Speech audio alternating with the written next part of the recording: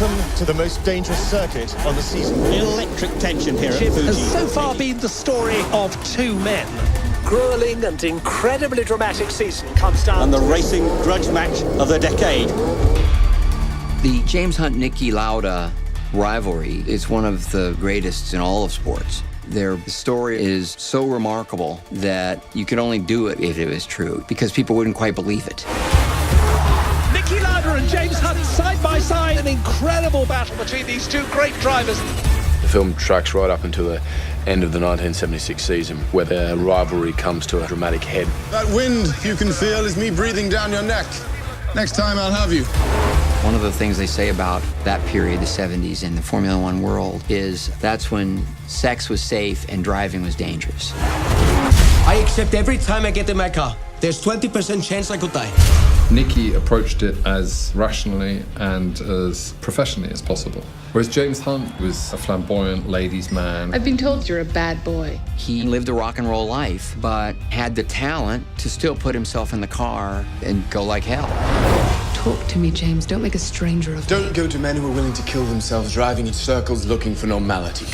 One of the fascinating aspects about that story is that fearlessness that these guys had. Like modern knights, constantly facing death. I'm quicker than all of you. Fine. Then let's race. This will to win was driving both of these guys. And that all kind of came to a head in that 1976 season. They were willing to risk their lives to attain this elite status. They paid a price for it. They paid a price for it, but they defined themselves. I feel responsible for what happened. Trust me, watching you win those races while I was fighting for my life, you were equally responsible for getting me back in the car.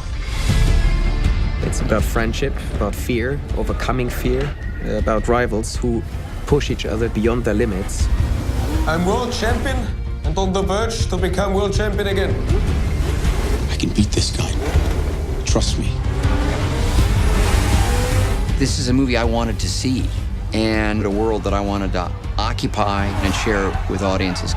Not only because of the on-track drama, the life-death drama, it's also just the really, truly entertaining nature of these two guys. You know, they're both fascinating, they're funny, they're serious and formidable, and the combination of these guys, their rivalry, their relationships off the track as well, the way they went about the business of trying to be great was, I thought, emotional, cool, and certainly fascinating. The closer you are to death, the more alive you feel. It's a wonderful way to live. It's the only way to drive.